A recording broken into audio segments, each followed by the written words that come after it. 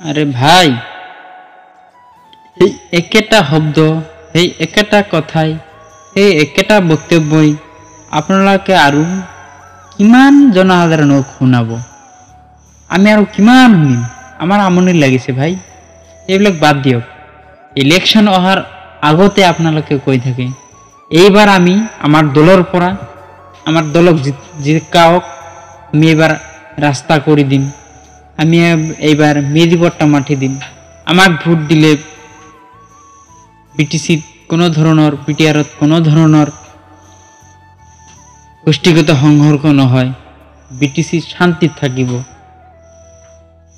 জাতিগত হিংসা নহ'ব। তাৰপিছত আমি এনআৰচিত এনেকুৱা কাম কৰিলোঁ, আমি এনআৰচিত তেনেকুৱা কাম কৰিলোঁ। সেই বেলেগ দল এক দল বেলেগ দলক কৈ থাকে সিহঁতে এনআৰচিৰ সময়ত সংখ্যালঘু জনসাধাৰণক এনেকুৱা হাৰাশাস্তি কৰিলে। আৰু ভাই সেই একেখন শব্দ, সেই একেটা কথাই আপোনালোকে কিমান কৈ থাকিব কওকচোন? এইবিলাক শুনি শুনি আমাৰ আমনিহে লাগি গৈছে। এইবিলাক আমি আৰু শুনিবলৈ নিবিচাৰোঁ। আপোনালোকে আমাক জনসাধাৰণক অলপ শান্তি দিয়ক। এই ইলেকশ্যন আহিলে আপোনালোকে ৰাস্তা ঘাট আমি অমুক কৰিম তমুক কৰিম, কিন্তু কৰিলে কিমান? এইবিলাক দেখাই দিয়ক। আমি ডাইৰেক্টলি এনেকুৱা ক'ব লাগে আপোনালোকে, আমি যোৱা ইলেকশ্যনত আপোনালোকে আমাক জিকুৱাইছিল, আমি এই ৰাস্তাটো কৰি দিছোঁ, আমি অমুক কাম কৰিছোঁ, আমি তমুক কাম কৰিছোঁ, এনেকুৱাহে ক'ব লাগিছিল। আপোনালোকে কিমান কৰিছে সেইটো কওক। খালি ইলেকশ্যন আহিলে, ইলেকশ্যনৰ অহাৰ আগতে ক'ব তমুক কৰিম অমুক কৰিম তমুক কৰিম, হেন কৰিলোঁ তেন কৰিলোঁ, অমুক দিলে এনেকুৱা কৰিলে, তমুক দিলে তেনেকুৱা কৰিলে। এনেকুৱা কিয় ভাই? কি পাইছে আপোনালোকে? এইবিলাক কৈ আৰু আমাক কিমান হৰণ কৰাব? এইবিলাক আমি আৰু শুনিব বিচাৰোঁ নাই। এনেকৈ নহ'ব। কি পাইছে আপোনালোকে? সাধাৰণ ৰাইজক বুৰ্বক পাইছে নেকি? এই ইলেকশ্যন হোৱাৰ আগত এনআৰচিত অমুক সংগঠনে অমুকিয়ে এনেকুৱা কৰিলে তেনেকুৱা কৰিলে, আজি আমাক ভোট দি আমাক জিকাওক, আমি আপোনালোকৰ কাৰণে ভাল কাম কৰিম। কিন্তু আপোনালোকেতো আগত চৰকাৰ আছিল, কি ভাল কৰিলে, কোনটো কাম কৰিলে দেখুৱাই দিয়ক। কি আজে বাজে কৈ থাকে আৰু জনসাধাৰণক কিমান ঠকাব বিচাৰে আপোনালোকে? এনেকৈ নহ'ব না ভাই। কিছু কাম কৰক, কাম কৰি কওক আমি অমুক কৰিছোঁ, আমি তমুক কৰিছোঁ। নাই, এইবিলাকৰ কোনো খা খবৰ নাই। মাত্ৰ আমি কৰিম কৰিম কৰিম, কিমান আৰু কৈ থাকিব কৰিম কৰিম কৰিমৰ কথা। এইবাৰ খলিলৰ কথা কওক, কৰিমৰ কথা কিমান ক'ব? আৰু কৰিমৰ কথা আমি আৰু শুনিব বিচৰা নাই, আমি খলিলৰ কথা শুনিব বিচাৰিছোঁ। কিমান কৰিলে সেইটো কওক। কৰিম কৰিম এইবিলাক কৈ আমাক একেবাৰে তছ নছ কৰি দিলে। এইবিলাক আমি আৰু শুনিব বিচৰা নাই।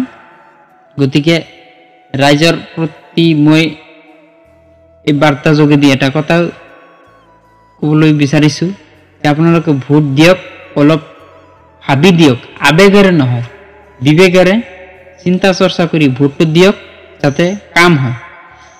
আপোনালোকে এই যে এক নেতাই আহি ক'ব আমাৰ দলে এইবাৰ জিকিলে ৰাস্তা কৰিব, ঘাট কৰিব। আমি এই সৰুৰ পৰাই ইলেকশ্যন অহাৰ আগতে ৰাজনৈতিক দলসকলে নেতাসকলে কৈ থাকে, ঠিক এইভাৱে শুনি আছোঁ আৰু কিমান শুনিম? আৰু এই নেতাবিলাকে কিমান কৈ থাকিব যে কৰিম কৰিম কৰিম। আৰে ভাই, কৰিমৰ কথা ইমান কিয় কৈ থাকে? খলিলৰ কথা কওক।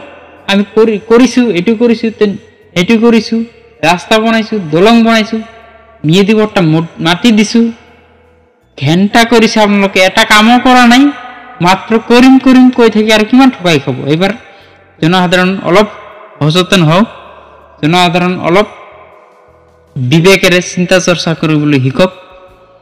এনেকৈ 2 টকাৰ বিৰিত 500 টকা এটা লোভত ঘূৰি ফুৰি নিজৰ মূল্যৱান ভোটখন নষ্ট নকৰিব। মই সকলোকে অনুৰোধ কৰি কৈ আছোঁ, সকলোৱে অলপ আবেগেৰে নহয় বিবেকেৰে ভাবি ভোটটো দি দিয়ক নহ'লে ভাই ধ্বংস কৰি পেলাব একেবাৰে শেষ কৰি পেলাব আমি এই আই নদীৰ চৰ অঞ্চলত বসবাস কৰা মানুহ বছৰ বছৰি আমাৰ এনেকুৱা এটা অসুবিধা হয় এই 15টা বছৰ হাগ্ৰামা চৰকাৰ থাকিল কি কৰিলে আমাক কোন ধৰণৰ সুৰক্ষা সুবিধা দিলে এই আমাৰ ওচৰতে যে ৰামদেৱৰ মাটি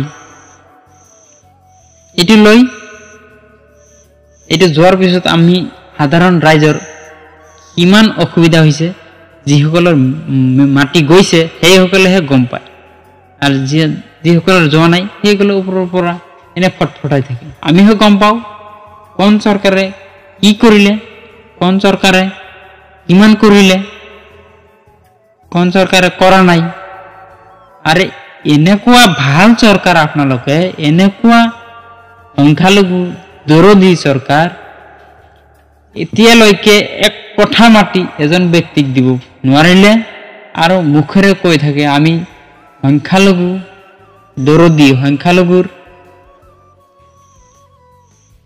কাৰণে আমি অমুক কৰিম অমুক কৰিলো এই কৰিম খলিল এইবিলাক বাদ দিয়ক এবাৰ কিবা এটা বেলেগ এটা কওক এইবিলাক শুনি শুনি আমাৰ আমনি লাগি গৈছে ৰাস্তা ঘাট নদ নদী দলং এইবিলাক শুনি আমাৰ আমনি লাগি গৈছে ভাই এইবিলাক আমি আৰু শুনিবলৈ বিচাৰা নাই এনআৰসি কিমান কৈ থাকিব কৰিলে কিমানটা আপোনালোকে সেইটো কওক কৰা কামখিনি কওক কৰিম এইটো বাদ দিয়ক কৰিমটো একেবাৰে নকব অমুক কৰিল তমুক কৰিল অমুক কৰিম তমুক কৰিম এইটো নহব এবাৰ খলিলৰ কথা কওক ভাই ভাল লাগিব তে মই আকৌ এবাৰ আমাৰ অসমবাসী তথা বিটিআৰ বাসী ক'বলৈ বিচাৰিছোঁ এইবাৰ নিজৰ নিজৰ ভোটখন অলপ আবেগেৰে নাভাবি বিবেকেৰে ভাবি চিন্তা চৰ্চা কৰি সঠিক চিহ্নত সঠিক জাগাত ভোটটো প্ৰদান কৰিব যাতে আমি সংখ্যালঘু ৰাইজে কিছু পৰিমাণ হ'লেও উপকৃত হ'ব পাৰোঁ তো এইটোৱে সকলোৱে আশা কৰিব লাগে আৰু বেছি নকওঁ এই চৰকাৰ এই দল নেতা এইবিলাকৰ কথা শুনি শুনি ভাগৰ লাগি যায় তাৰ কাৰণে আজি মই ফেচবুক মাধ্যমত ক'বলগীয়া বাধ্য হ'লোঁ এনেকৈ নহ'ব আপোনালোকে এটা গাঁৱত